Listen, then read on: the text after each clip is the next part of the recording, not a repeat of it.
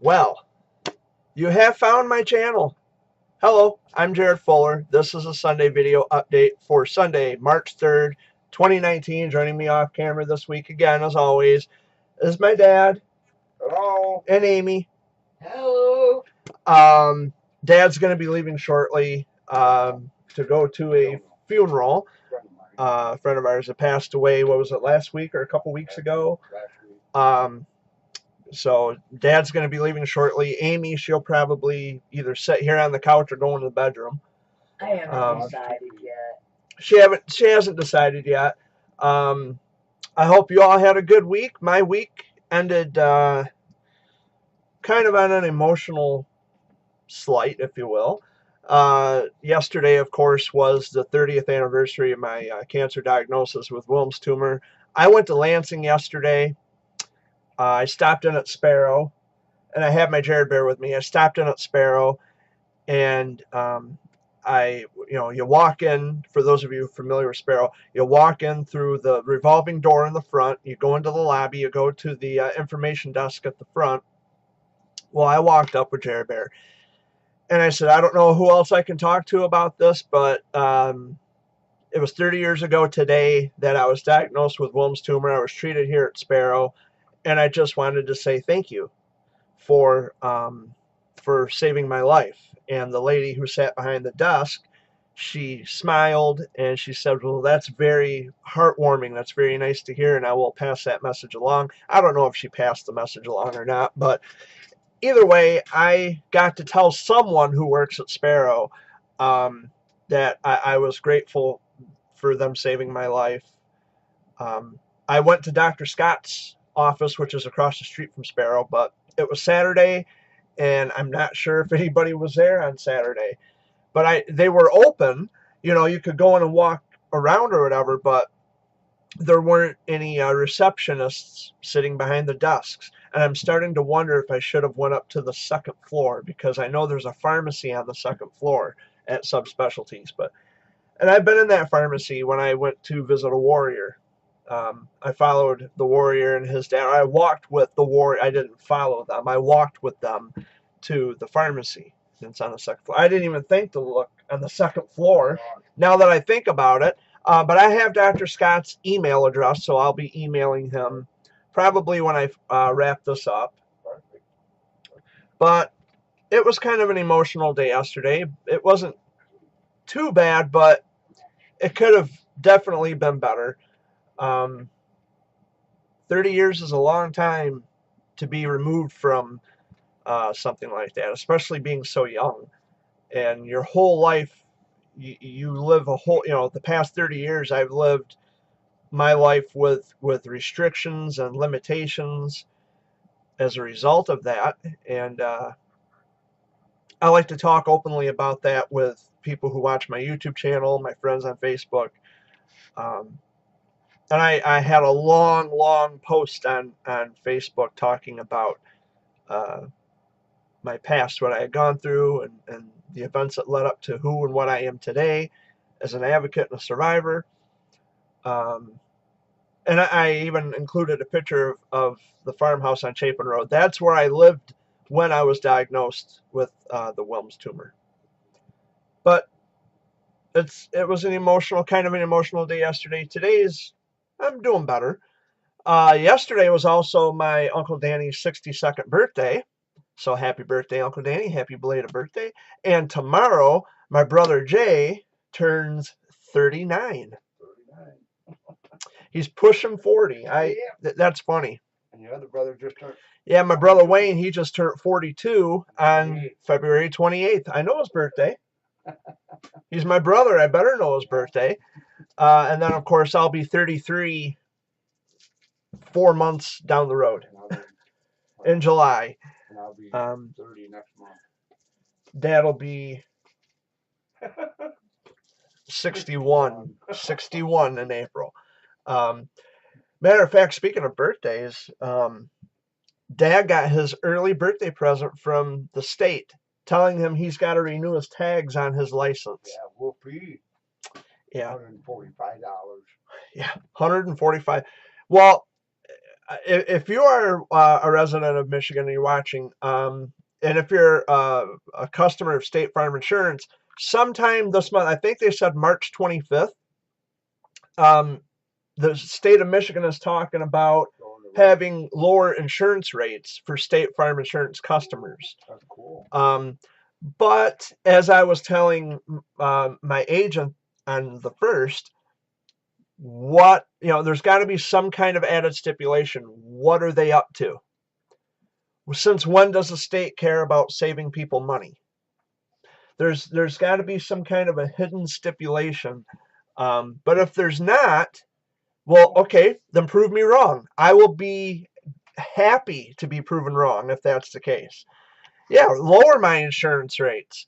That'd be great. Lower, because my dad goes through State Farm as well. And yeah, lower our insurance. I go through State Farm. So, but yeah, I don't know if that applies with other states, but I know Michigan is just applies with auto insurance. Or just auto as a house, auto. Is it life insurance, house insurance, auto insurance? I think it's car insurance. I think it's auto insurance. But if you got State Farm through any insurance through State Farm, it should be lowered. Yeah. On everything. I don't know if this applies to other states, but I know in Michigan, as far as I can tell, for Michigan, they're talking about lower insurance rates. I think it's auto insurance, but it might apply to insurances across the board with State Farm. But I'm pretty sure, particularly, it's auto insurance because I've heard on our local news any number of times that Michigan has like the highest auto insurance rates in all of the United States of America. Yeah, we need cheaper rates. Come on, Lansing. Get with it. But anyway, I want to take this time to remind all of you to visit GuideStar.org. GuideStar.org has a complete and comprehensive listing of all the 501c3 nonprofit organizations and LLCs mandated and approved by the federal government of the United States of America. Don't be fooled. Don't be duped. Visit GuideStar.org today. And I did it early this week in the video, Amy. I see that. So I don't have to scroll through and, because when I do the editing, I don't want to have to waste a lot of time with that. But, and I've only been here for 8 minutes, a little over 8 minutes. But the week the week was pretty good overall, considering, things that happen in life. I mean, that's life. Just got to roll with the punches, got to go with the flow. Went and paid bills last week. I dropped my phone last week and I spiderwebbed the screen again. So there goes another $50-some to get that replaced. And I'll go to Saginaw to fix that. Unless there's somewhere else cheaper that can do it. I really need to get a protector for my phone, a phone case.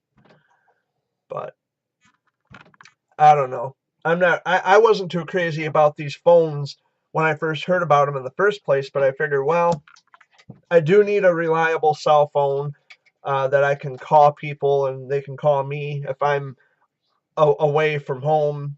Dad can get in touch with me. And but anyway, I haven't really been too keen with these phones. Some things you don't get. I ain't got no more of those. But see, it's cracked like right up here too. It's cracked here and it's kind of spider webbed on the top. I dropped it on our kitchen floor last week. I've heard of people dropping their phones in the toilet. Yeah. You ever hear that? You see that on Facebook? I done it. Yeah, you get some shitty calls. Oh, yeah, you get some shitty calls, Dad says. Well, I just got a text from my friend in West Virginia. There was something I actually wanted to talk about. It's not cancer related in any way, which should be a sigh of relief for most people because that's really all I talk about. But there was something that it's been on my mind all week, and perhaps maybe I could have done a special video talking about this particular topic, but I figured I would hold it off until today so I would have some material to work with. So it's not another one of those brief Sunday video updates. You know, I'm here for not Gotta even walk out, 15 minutes, and you know, gotta go outside. he's talking to the dog, which the dog says, "Yeah, Dad, I gotta go outside." Yeah, he does. So I'll wait for you to get done with that so I can There you go. start my point. Okay. No. I see this a lot on social media. Yes, it's kind of has to do with social media and maybe perhaps life in general. There are two kinds of friends in this world. Two kinds that I have noticed, especially with Facebook.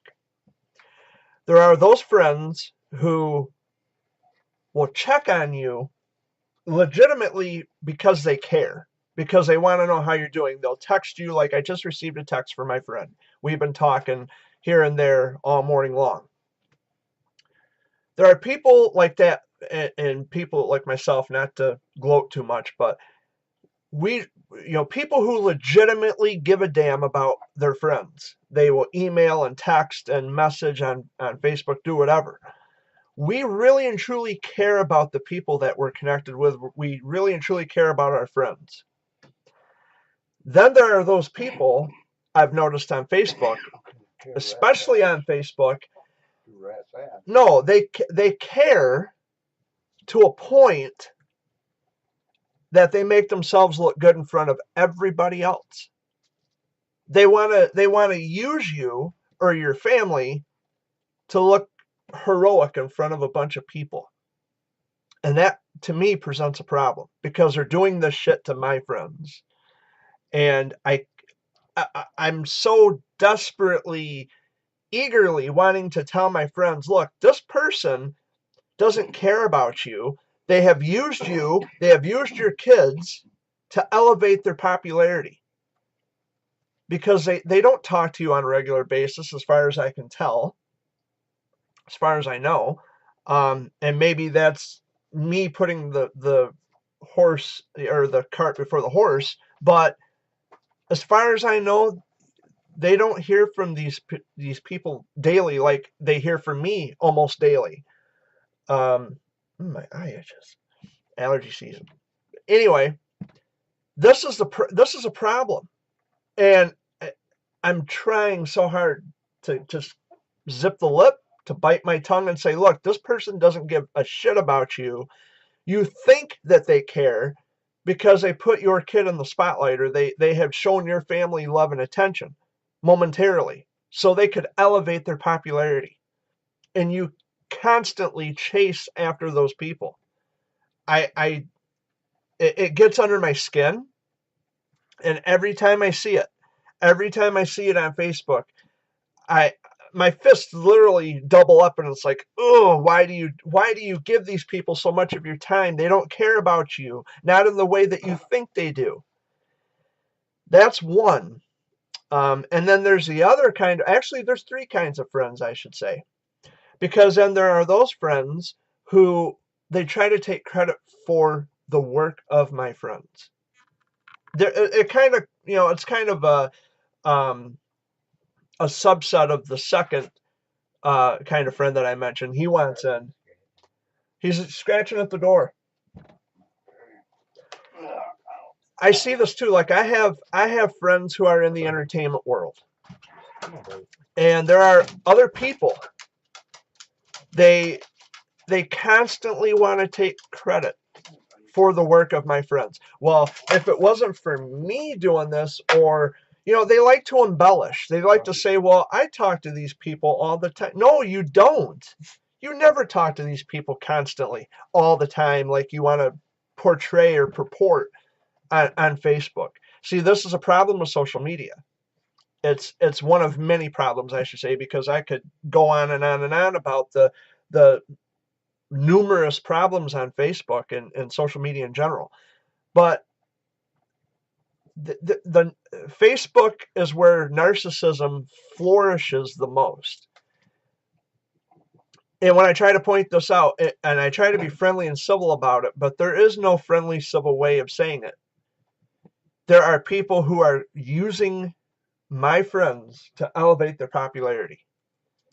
And there are also people out there who are using my friends to, they want to take credit for their work. They want to be well, if it wasn't for me kind of thing. I am so beyond fed up and sick and tired of seeing this. And my friends, they chase after these people. They look up to those people. They admire those people. What about those of us like myself? What about those of us who actually take time to reach out to you? What about us? I mean, you have friends out there who legitimately give a damn. We care about you, but yet you give so much of your time to these people who pretended.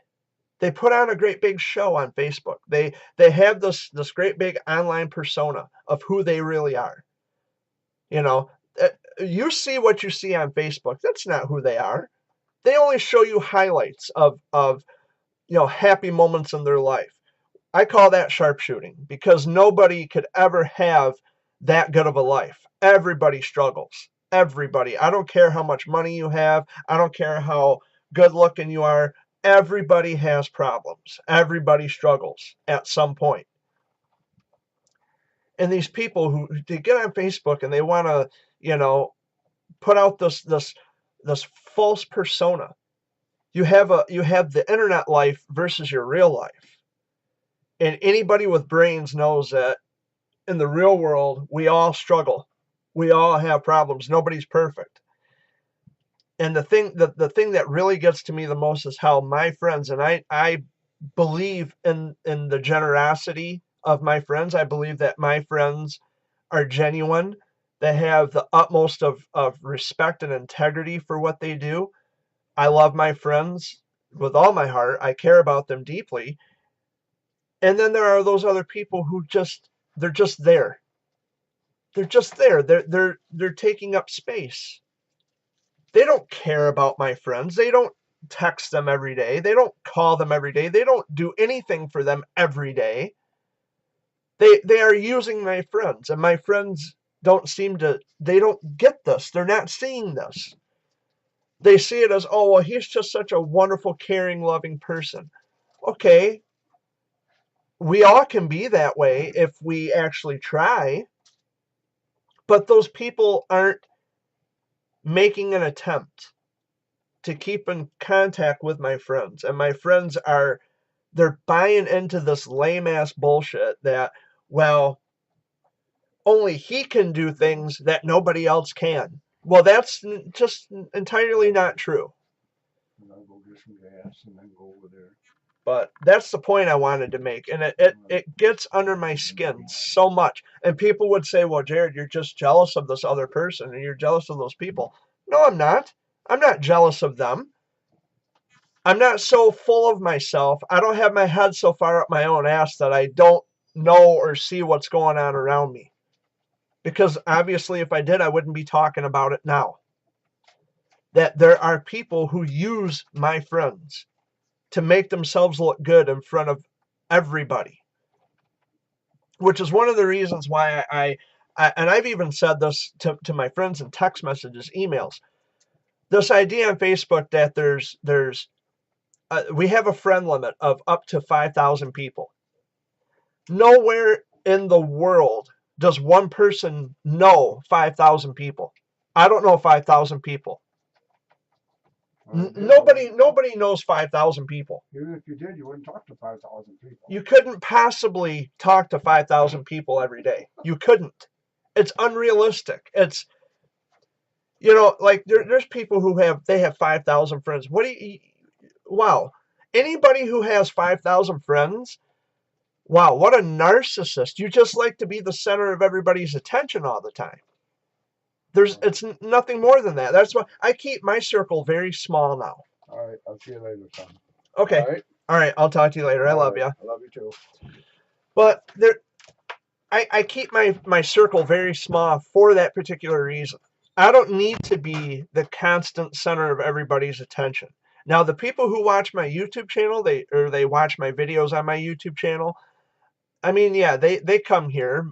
Some of them are just trolls and haters, people who have nothing better to do with their time. And then there are friends, I'm sure, who watch my videos and they get an understanding of the kind of person I am and what I'm about. And they really and truly legitimately watch my videos to listen to things, such as what I'm talking about now. They listen to some points, like the thoughts that I convey to my friends and to the people who watch. Um, they really and truly care. They listen to what I have to say, and it kind of makes them think a little bit. I see this kind of shit all the time. It's not just with childhood cancer. It's with my friends who are in the entertainment biz. Okay, there's people out there who are doing remarkable, extravagant things. Cool. But you know what? You don't have to do extravagant things to be extravagant.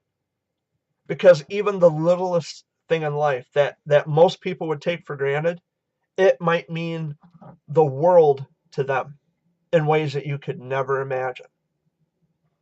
Which is why I check up on my friends, or at least I make an attempt to check up on my friends at least once a day. I say, hey, how's it going? How was your day? How's life treating you? How's married life? How are the kids doing? I keep in contact. That was Facebook notification. I keep in contact with people that I love and care about deeply. I'm not using them to bolster my ego. That's those people over there. And the point that I make every single time is that even this morning, I had told my friend, you have got to stop chasing people who don't care about you. They have used you and your family to make themselves look like some kind of a hero. I'm sick of the way people do that, especially to my friends. And I had this fear that if I tell my friends that, hey, this guy, I mean, you think this person is so cool and so neat, but they're using you. If I say that to my friends, they're going to get pissed at me. They're going to say, well, Jared, how dare you say that about that person? And how dare you, be so critical or whatever towards my friend. Well, I'm telling you, they're not your friends, because your friends will check up on you. Your friends will actually give a damn, and they will want to know what's going on in your life. Your friends will support you every single time. I have, on Facebook, I have a nice circle of friends. Very just extravagant, down-to-earth people. I make efforts to talk to each and every one of my friends. If I see something I like, I'll, even in moderation, when I check Facebook, when I do the quick swipe, I'll see what people are up to. I'll read it. I may not always, react to the post. I may not always comment, but I see what people are up to, or I'll give it a like or a love, or if there's like a quote, because I share quotes a lot on Facebook. If there's something I really like, and it's like, man, I like that, I'll share it. But it's, other than that, I'm not trying to be Mr. Popularity, Mr. Ego Stroke. This is happening on Facebook more than people really want to give credit for. They there's, and I understand people have businesses and they're trying to build upon business. And Facebook is a good tool to build upon business. But I'm talking about people in general. I'm not taking away from the fact that those people are actually doing good things in the world. But at some point, I mean, these people don't talk to my friends. You never hear from them. And that's one of the points that I tried to make to my friend this morning. And I hope I made the point loud and clear, is that there are people that you revere, but you never hear from them. You're putting these people on a pedestal. You're giving them a reason to look down on you. And it's insanely absurd. Friendship is supposed to be a level playing field. You're supposed to give what you get, and vice versa. You get what you give. That's friendship. it drives me crazy. Like, there's a friend of mine who's in the entertainment world, and there's this other person. I'm not going to name names. The favorite saying is, "Well, I would love to be a part of your success." Really? You would love to be a part of their success? I'm going to tell you something. These people were doing things long before you came into the picture. So what's this talk about, oh, I want to be a part of your success? That's horseshit. I'm sorry, but it's horseshit. It just is. You don't get to take credit for other people's work. You don't. Plain and simple. Like there's a lot of campaigns, like childhood cancer. Lots of campaigns for childhood cancer. I'm not going to denounce that because I'm sure that each and every nonprofit organization and campaign, whatever's going on, and it's legitimate, I'm sure they're in it for reasons of just wanting to help people because they are using their own personal experience to give back to people who are going through similar situations, much like my advocacy. The only difference is I don't have a 501c3 nonprofit organization. The only reason I share links to GuideStar every week is because I've said this before, there are those who are not true. They're not real. They're not legit. And you have to be mindful of who you're engaging with because there are people out there who will say that they have a nonprofit organization when they don't. And I understand that nonprofit organizations, you have to go through a process. You have to wait for clearance from the federal government. You got to get the okay from them. I understand it's a process. But there are also people who will say the same thing and say, well, it's in the works right now and it's being processed through the federal government.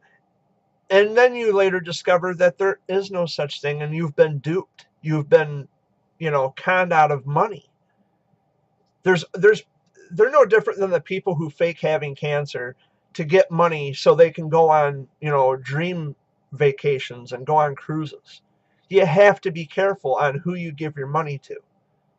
That's why I share the link to GuideStar, because you got to know who's legitimate and who's not. But on the flip side of that coin, there are people who, you can have a nonprofit organization. It's great. I don't need one to help people who are in need. I've helped a lot of people. I don't need a nonprofit organization to do that. I have a heart. I care about people. That's why I help people. I don't need to be mandated by the federal government to give back to people. Because every little thing I do to help people doesn't need to be plastered all over social media. I don't need my ego stroked. I don't live such an empty life that I resort to Facebook and say, see this good deed that I had done. I helped a kid today. Aren't I special? Don't I deserve a nice pat on the back?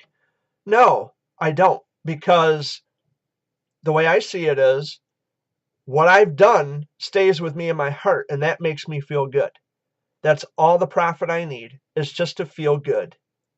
Actually, it's nonprofit, but the profit that I get is knowing that I help somebody. I don't need an organization. I don't need to be mandated by the feds to do something nice for somebody. But there are people, and then they have these other, just things associated with the nonprofit. It has nothing to do with what they're doing. It's adjunct. It has nothing to do with their nonprofit organization. They just want to be the center of attention constantly. When people start to do other things that are no way tied in with the nonprofit organization, they're no way tied in with what they want to do or who they are, then it just becomes a ploy of attention. They want to be the center of attention. That's narcissism. And then when they deny any wrongdoing, that makes it even worse. So, and I understand that there's I'm not putting anybody down, especially the people with legitimate nonprofit organizations, but anything else after that is just bragging, and it's just nobody should care. You know, I don't want to be a part of this group. I don't want to be a part of this allegiance or society or organization or whatever.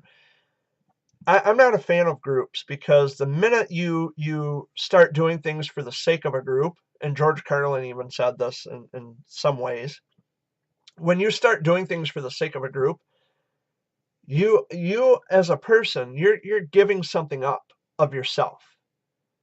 You notice a person's curvature in their personality. They're not the same people that they used to be, and the things that they do for the sake of the group, they wouldn't do on their own.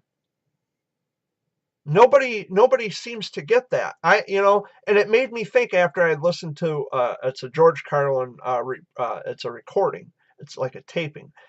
And it makes sense to me. It's like, you know what? That's what I see. I applied that logic and that philosophy to childhood cancer. It's like, you know what? I don't want to be a part of any group. And I think all along, subconsciously I knew that, which is why I'm not a member. I've never been a member of an allegiance or a society or a club or an organization. I call these people, they're the clipboard committee. They have an agenda. Well, we're going to do things this way, and you have a job to do, and you have to do this, and you have to do that. You're blah, blah, blah, blah, blah. I'll do things when I want and how I want.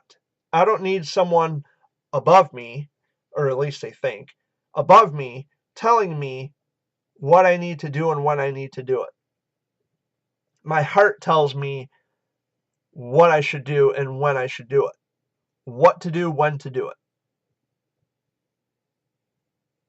They're like these community. Well, you have to be very careful how you use the word community, because the very minute you oust someone, it's no longer a community. The very minute you reject someone from the so-called community, it's no longer a community. For the longest time, I used to refer to childhood cancer as a community. It's not. It never was, because there's so much division.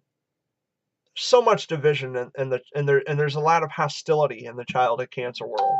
And with good reason. I mean, you have parents who don't know if they're coming or going, and they're scared for their lives, or scared for the lives of their children. I get it. And there's so much drama going on, and so much of he said, she said. It's ridiculous. And I get it. There's a lot of toxicity within the childhood cancer world, but in no way, shape, or form is it a community. And it probably never was. That was me being naive and thinking that, hey, we're all going to get together. Those of us who are affected, we're all going to get together. We're going to be the movement that makes things happen. No, it wasn't that at all. Because there are people who will pretend to be nice to you, or they'll smile when you're facing them. When they're looking at you, they'll smile and act all friendly. The minute you turn your back, then they do this. And that's all Facebook is, and that's all I've been seeing from the childhood cancer world, is a bunch of this. Jibber jabber, talk. That's all it is. There's a lot of talk and not enough of getting things done. But that's why I exclude myself from this idea of groups, whether it be, organizations, clubs, societies.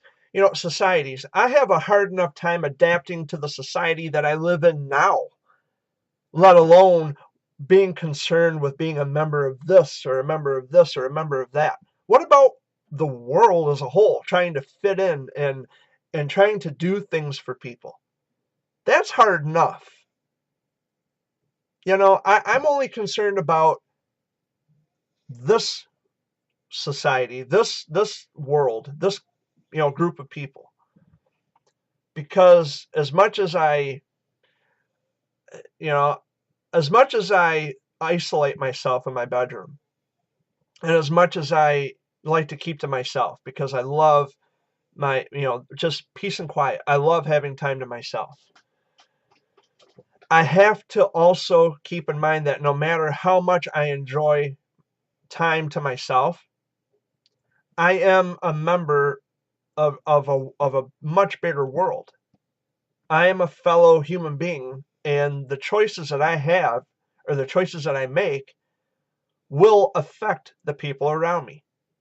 We call that morals. Having morals. If you do good things for people, that's great. I encourage it. Pay it forward. I have always encouraged paying it forward. But if you hurt people, if you do things you're not supposed to do, and we're not talking under the law, I'm talking about under morality. If you do things that are immoral, it's going to affect the people around you. And I try to stay positive in spite of the hate, and I try to stay. I take the high road, or at least I try to take the high road, and I put it all behind me. I said, screw it. I have no stake in this. People are going to talk regardless of what you do or what you say. It's inevitable. You can't stop people from talking negatively about you, but you have to remember that when people talk negatively about you, the problem is with them. It's not with you. And when I talked just a minute ago about people who use my friends, I'm not talking negatively about them. But what I'm saying is that when you observe, when you are an observant third party, you just kind of stand back, you observe what's going on. That's what I'm talking about. I'm not putting them down. I'm not saying that they're bad people. But there are people who just want to be the constant center of attention all the time. Facebook is good for that. And it's one of the reasons why I check Facebook in moderation, because I can only take so much of it. I can only handle so much of it at a time before I say, you know what? I'm done. That's it. I've had my fill, and I'm done. There's just nothing more to it. But social media, like I said, social media can be good for some things, not a lot of things, because I've outweighed the cons outweigh the pros every time. I've observed and analyzed social media for what it is, and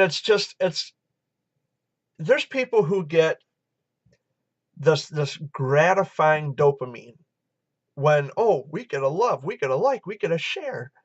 Ooh, it just sends me in a tizzy, because oh, it makes me feel so warm inside. Maybe not a tizzy, but it makes me feel so warm inside. It makes me feel so it does something mentally. It does something. It's mentally gratifying. I mean, but one of the reasons why I checked the Facebook feed in moderation is because I don't want that to be the reason why I check Facebook. I want to hear from my friends away from Facebook. I want to actually see my friends. I want to get to know my friends. I want to get to talk to them on the phone, or do video chats, or email, or text message. I don't want to reduce myself to the number of likes, loves, and shares that I get on Facebook. That's not what life is about. For most people it is, sadly, because they have nothing else going on. That's all they have. And they got to do something that makes them feel good about themselves. And their happiness, while they can sit and preach all day long about, well, don't let other don't let other people determine your happiness. That's exactly what you're doing. You are letting other people determine your happiness. No way. You know what? I'm a happy person. I'm happy that I'm here another day. And, I do the best I can. I do the absolute best I can with the resources I have. When it comes to helping people who are in need, I always put my best foot forward. Always.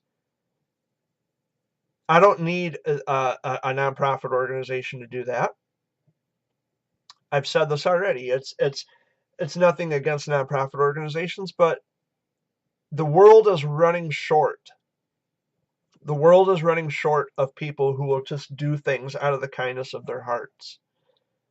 We don't see this very often anymore. It's becoming a dying art. It's becoming scarce. And I'm just somebody who wants to try to keep that alive. I want to try to resuscitate it as much as I can. I don't want to see that go away out of our society where we help people because it's the right thing to do. That's, I know I went on a rant there, and it's an oversimplification, but what were you saying? I'm grabbing my charger from behind you and going in there. Okay.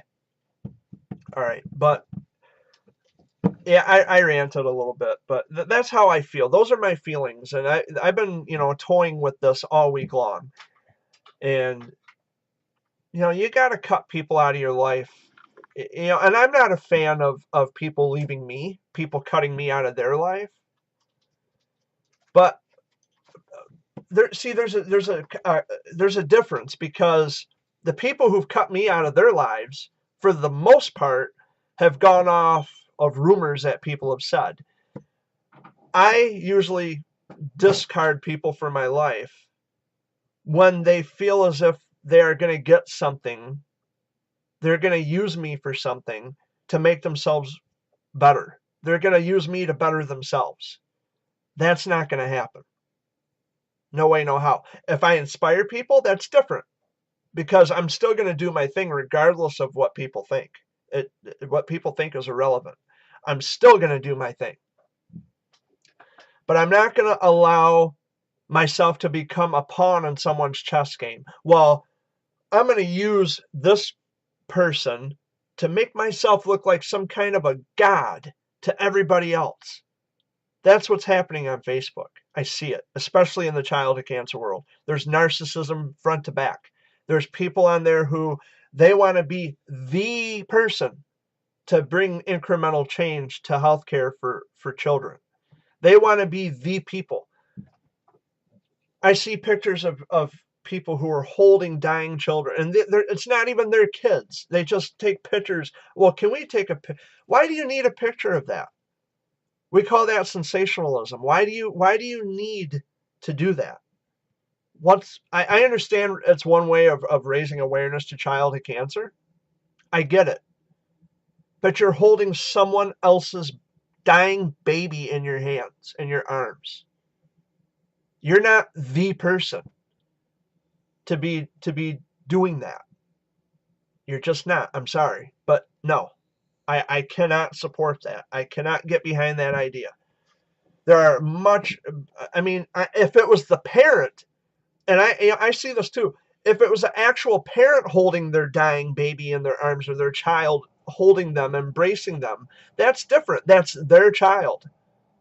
But when it's just some stranger who comes along and look at me, aren't I can smile in the camera, or I can look in the camera while this baby is suffering. That's sickening. It's disgusting. Are you really that hard up? Are you really that desperate to be the center of everybody's attention? That's pathetic. It's pitiful. And now I am talking negative about people who do that, because they deserve the ridicule. They deserve that. I only ridicule things that are ridiculous and preposterous, and that's one of them. And as far as my friends in the entertainment world, well, I love them dearly, but it's just the idea that there's these peripheral people who had nothing to do with the successes of my friends. They want to take credit for it's like they don't even have names anymore. These people who want to constantly be on the sidelines taking credit for other people's work.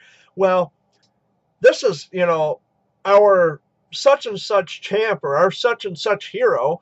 Come on. They have names, for God's sake.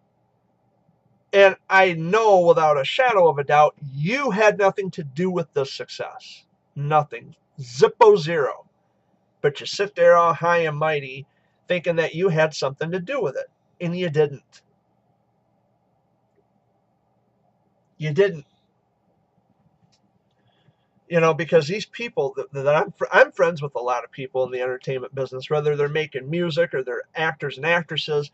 I'm friends with lots of people like that. And they were doing their thing even before I come along. Now, I share pages of, the actors and actresses and the people who are in music. I share these pages and websites to show support for my friends. I'm not taking credit for their popularity.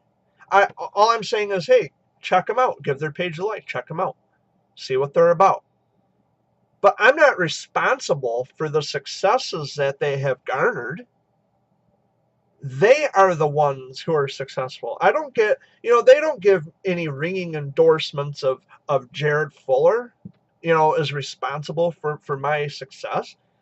It's horseshit, because I am not in any way responsible for that. Even if, even if I was a talent agent, and this is not any disrespect to talent agents, but even if I was in a position where I, was an agent, at the end of the day, it's the people who bust their asses every day. They're the ones who put in the work. They're the ones who are night and day trying to perfect who and what it is they are. They're trying to shape and mold who and what they are. I'm not in any way taking credit for that. I've written poems for people in the entertainment world, of course.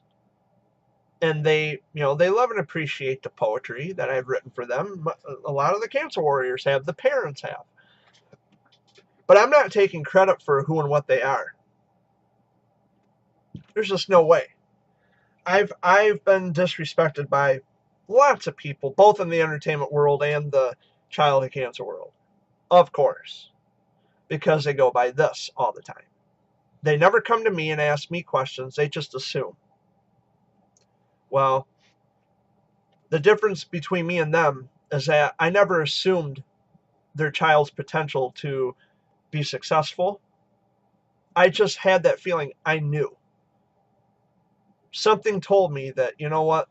These people are successful. They're talented people. They're going to make it. That's not an assumption. That is a, that is a declaration that they are going to make it if they just, keep at it, if they work hard. I don't assume anything, because when I see something, I believe it. And if you're one of those parents who ban me from your kid's page or block me on Facebook, you threw something away. That rests with you, not me. But anyway, I've ranted. Yeah, it's what I do. I talk a lot. Let's see. It is 1:45. I've been here for about 50 minutes. I'm going to wrap this up because there's really nothing much to talk about at this point. But I have talked a lot within 50 minutes time. If you're one of these people who you watch this video and think, Jared does have a point. I mean, because I reach out to people who, they never reach back to me. They never talk to me. They use me. They treat me like I'm a pawn in their chess game. When the time is convenient and the time is right for them, then they want to put me in the spotlight, or then they want to, they want to make themselves look good when they don't feel good about themselves. They're going to use me or my family to say, look at me. Aren't I God? Aren't I something cute? Aren't I special? No, you're not. There's a difference between using people to make yourself look good versus actually keeping in contact with people that you love and care about. Even if they are friends in the entertainment world, even if they are friends in the childhood cancer world, even if they are just general friends, you keep in touch with them because you love and care about them,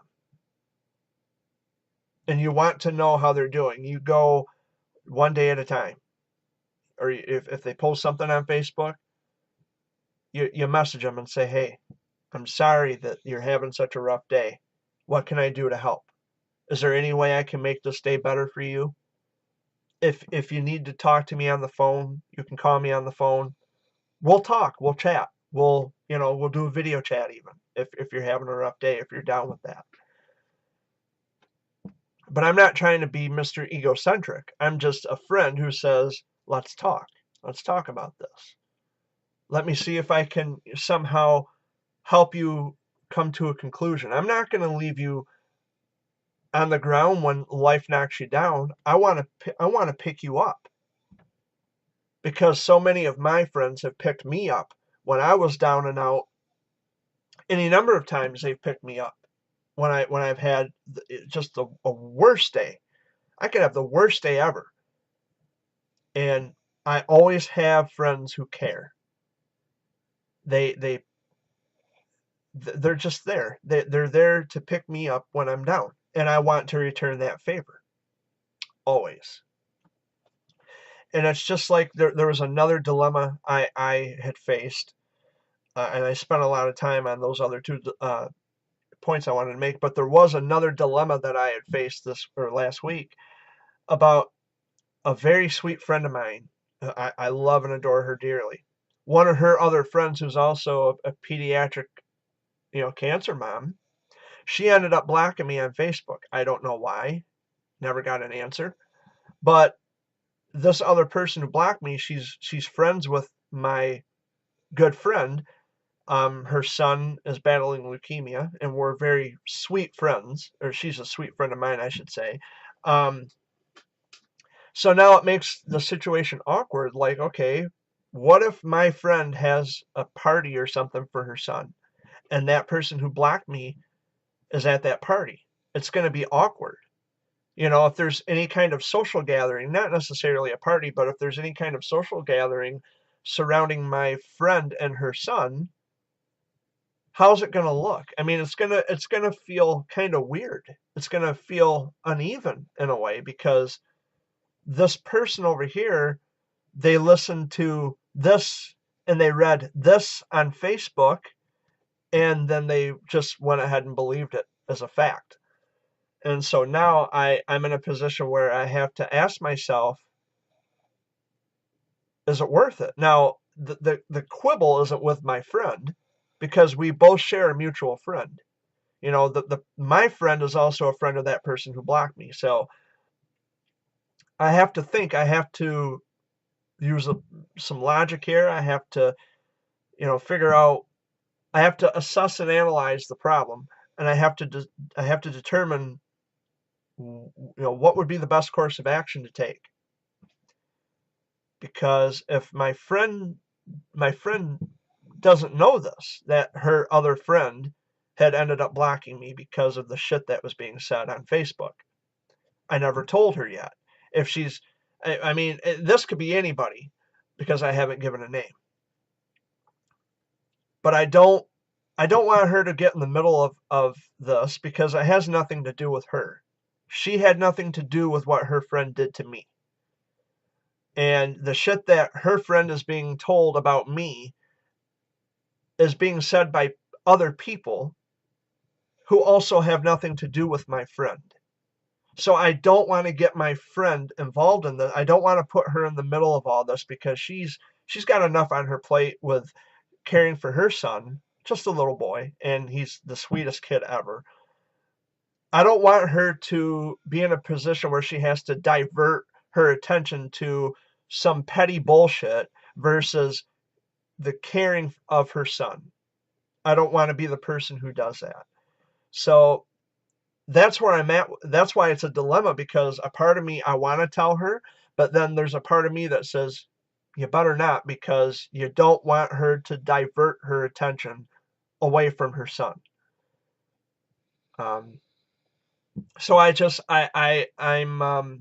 in a neutral position on that. I'm just going to let it ride. And for example, if there is another social gathering coming up for my friend's son, and if that other person is there, I'll just have to keep my distance, I guess. I just won't talk to her. But see, that's the point I've been trying to make all along, is how Facebook, social media, what gets said and a person's actions on the internet and what gets said on the internet, it makes everything in the real world away from this that much more awkward. It's just it's inconceivable how we let social media determine how we see other people. You know what? There's a whole great big world out there away from the internet. And it's like, why can't we get to know each other in the real world?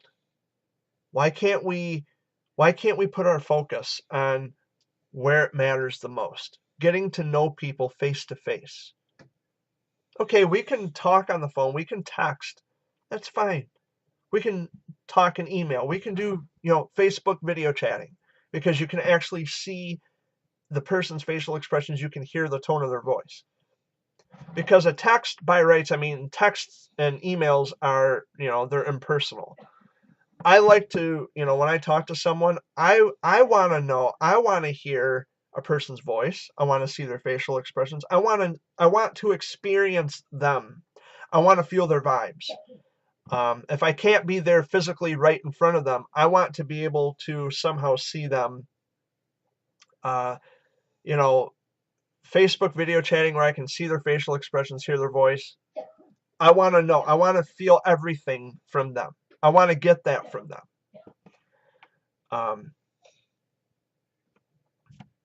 But yeah, that's that's a lot of talking.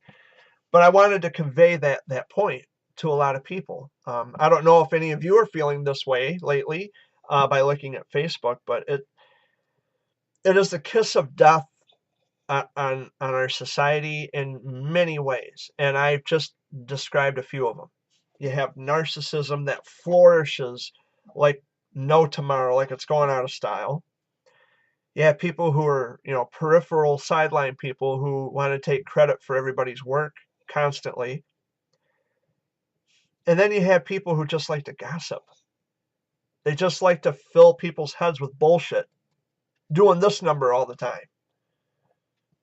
And this is coming from not only people who are indirectly affected, which means that they're irrelevant to what we've gone through. They have no stake in any of this.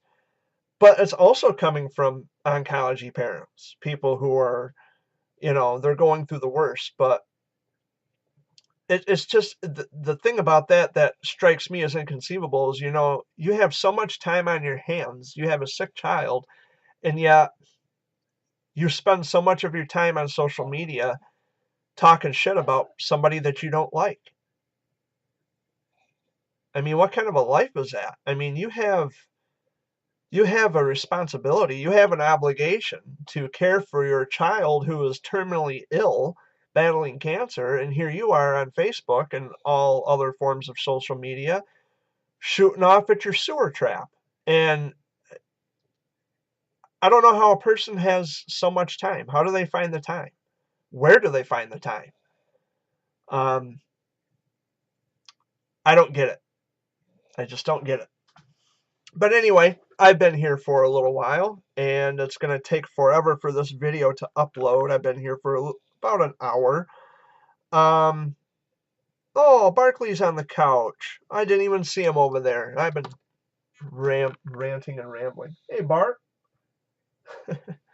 But anyway, I thank you all for watching, and hey, we made it through a video without me dropping an F-bomb. That's incredible. But anyway, I love you all. I thank you so much for watching this week, and I will be here next week, which is, it'll be the 10th, I think. Next Sunday is the 10th. I'll have to check the calendar, but I'm pretty sure it's the 10th. Much love to all of you. Thank you for watching, and I will see you next week. Much love to all of you. Peace out. I'm out of here.